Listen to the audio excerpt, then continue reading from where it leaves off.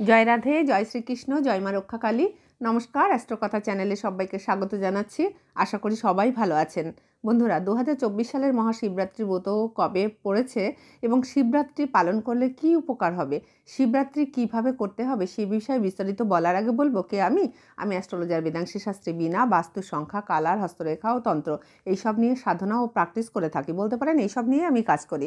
আপনার বাড়ির বাস্তুতে কোনো নেগেটিভিটি আছে কিনা, কোনো রকম ক্ষতি আছে কিনা, আপনার বাড়ির বাস্তু থেকে আপনি আপনার নিজের কোনো শারীরিক মানসিক সমস্যা হচ্ছে কিনা, যেগুলো ডাক্তারের ওষুধ খেয়েও ঠিক হচ্ছে না, যেটা আপনার মনে হচ্ছে প্রচুর মেডিসিন ইউজ করছেন আপনার এবং আপনার প্রিয়জনের ভালোর জন্য, তবুও কোনো কার্যকারী ভালো রেজাল্ট পাচ্ছেন না, সেক্ষেত্রে বলবো একবার তন্ত্র মতে চেক করুন। যারা এই তন্ত্রের কাজ করে তাদের কাছে যান। যাকে আপনার পছন্দ তার কাছে গিয়ে, আপনার কোনো শত্রু তন্ত্র দ্বারা আপনাকে কোনো ক্ষতি করে রাখেনি তো, সেটা একবার পরীক্ষা করুন। তাহলে সেটা কাটিয়ে শারীরিক প্রবলেমের জন্য ডাক্তার দেখালে তাড়াতাড়ি সেরে উঠবেন। মানুষের অনেক সমস্যা তৈরি করা যায় এই তন্ত্রমন্ত্র প্রয়োগে। প্রয়োজন হলে স্ক্রিনের উপরের নাম্বারে আমার সঙ্গেও কন্ট্যাক্ট করতে পারেন।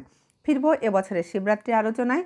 2024 সালের শিবরাত্রি ব্রত পঞ্জিকা অনুযায়ী 24শে ফাল্গুন 8ই মার্চ শুক্রবার।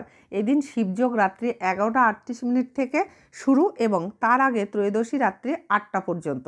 যেহেতু এই দিন সন্ধ্যার পরও ত্রয়োদশী, সেহেতু এই দিনের শিবরাত্রি ব্রত বৈষ্ণব সম্প্রদায়ভুক্ত মানুষ করতে পারবেন না। এই 8ই মার্চ শুক্রবার শিবরাত্রি পালন করবেন অবৈষ্ণব অর্থাৎ স্মার্ত মতে, অর্থাৎ যারা কৃষ্ণ ভক্ত ছাড়া অন্য শিব, কালী, দুর্গা, অন্য ঠাকুর দেবতার পুজো করেন বা অন্য ধর্মকে বিশ্বাস করেন তারাই। বৈষ্ণবরা শিব চতুর্দশী পালন করবেন বা সবাই করতে পারেন। বিশেষ করে বৈষ্ণবদের কথা বলছি, 9ই মার্চ, অর্থাৎ শুধুমাত্র 9ই মার্চ বৈষ্ণবরা করবেন। আর স্মার্ত মতে 9ই মার্চও করতে পারেন এবং 8ই মার্চও করতে পারেন। শনিবার সারা দিন শিব চতুর্দশী, তবে বেলা 12টার মধ্যে শিবের অভিষেক করান এই দিন, তাহলে ভালো হবে। বিকালেও করতে পারেন। এই 9ই মার্চ চতুর্দশী থাকবে সন্ধ্যা 5টা 43 পর্যন্ত। এই দিনে রাত্রি পালন করবেন কি না সেটা শাস্ত্রবিদদের পরামর্শের ব্যাপার।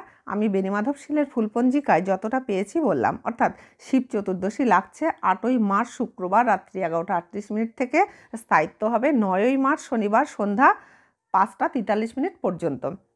এই শিবরাত্রি পালন করতে গেলে আগের দিন হবিষান্ন খেতে হয়। অর্থাৎ শিবরাত্রির আগের দিন নখ কেটে, মাথা ঘষে, ধোয়া বস্ত্রে, মাটির বা পিতলের হাঁড়িতে রান্না করে আতপ চালের ভাত, আলু সিদ্ধ, কাঁচা লঙ্কা, সন্ধক, লবণ ও ঘি কলা পাতায় বা নিরামিষ থালায় একবার খেতে হয় দিনে, সেদিনের সূর্যাস্তের আগ পর্যন্ত। তারপর দিন নির্জলা উপোস করে শিবের মাথায় জল ঢালার নিয়ম।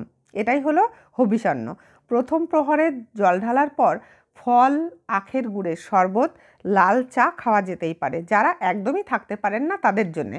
আবার যারা একদমই পুরোটাই উপোস করতে পারেন না তাদের জন্যেও ডাবের জল বা শরবত খাওয়ার বিধান আছে শাস্ত্রে। প্রথমত বলি, শাস্ত্রে যারা অসুস্থ মানুষ তাদের ওষুধ খাওয়ার কথাও বলেছেন। শিব পুজোয় বিশেষভাবে মনে রাখবেন, শিব অল্পতেই সন্তুষ্ট হয়, কিন্তু তাই বলে তামার পাত্রে ঘি, মধু, দুধ, দই এইসব একত্রে মিলিয়ে শিবকে অর্পণ করবেন। অর্থাৎ পঞ্চামৃত তৈরি করে শিবের মাথায় তামার পাত্রে তৈরি করে ঢালবেন না, কারণ তামার পাত্রে শাস্ত্রমতে এগুলো বিষে পরিণত হয়।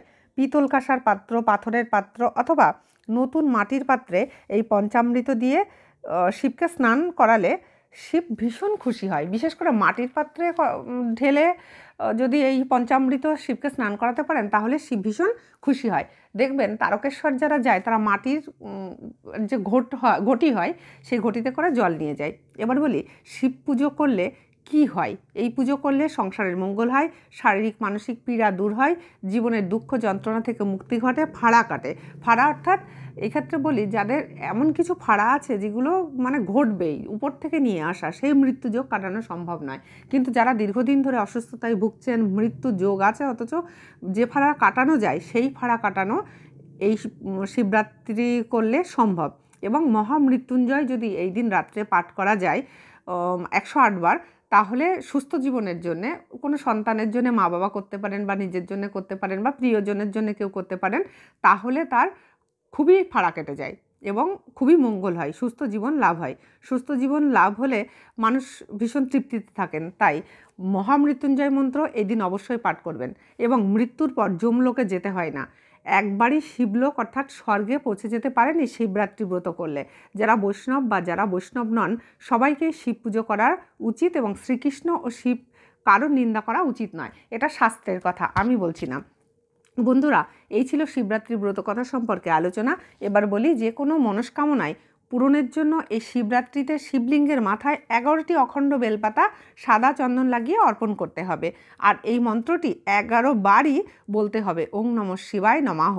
এবং বেলপাতার যে প্লেন দিকটা সেটা শিবলিঙ্গের উপরে দিতে হবে, খসখসে দিকটা দিলে হবে না। তাছাড়া ঘিয়ের প্রদীপ জ্বালিয়ে রাখতে হবে, সারা রাত সুগন্ধি ধূপ ধরাতে হবে। পারলে 108 বার এই মন্ত্রটি অবশ্যই জপ করবেন, ওং নমঃ শিবায় নমঃ। আরও ভালো হয় তাহলে, এই দিন রাত্রি জাগলে খুবই ভালো হয়।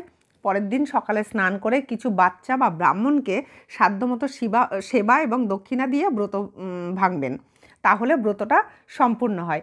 শিবলিঙ্গে স্নান করানো যে জল, ওই জল দুষ্টু বাচ্চা অসুস্থ মানুষকে খাওয়ালে তারা খুব তাড়াতাড়ি সুস্থ হয়ে যায়। আর কাউকে যদি আপনি অন্তর থেকে পেতে চান, প্রিয় মানুষটি যে দূরে চলে যাচ্ছে তাকে পেতে চাইলে অবশ্যই শিব চতুর্দশী রাত্রিতে তাকে পাওয়ার প্রার্থনা করে বাবাকে পুজো করতে অবশ্যই ভুলবেন না। যদি তাকে পাওয়ার মনস্কামনা নিয়ে বাবাকে পুজো করেন তাহলে অবশ্যই আপনার জীবনে সে ফিরে আসবে এবং আসবেই। তাহলে বন্ধুরা, প্রতিদিনের মতো যাওয়ার সময় হয়ে গেছে। যেতে যেতে বলবো, কর্মা ইজ ওয়ার্ক। ভালো কর্ম করুন, ভালো থাকুন। আর আমার অ্যাস্ট্রোকথা চ্যানেলটিকে সম্ভব হলে লাইক, শেয়ার, সাবস্ক্রাইব করবেন, সঙ্গে থাকবেন, অনেক অনেক অনেক আশীর্বাদ দেবেন, প্রিয়জনকে ভালোবাসবেন, ভালো রাখবেন, সম্মান করবেন, সম্পর্কের অপব্যবহার করবেন না। আজ তাহলে আসি, নেক্সট পর্বে আবার দেখা হবে। ততক্ষণে সবাই ভালো থাকবেন। আর আমার ভিডিওটি দেখার জন্যে অসংখ্য ধন্যবাদ।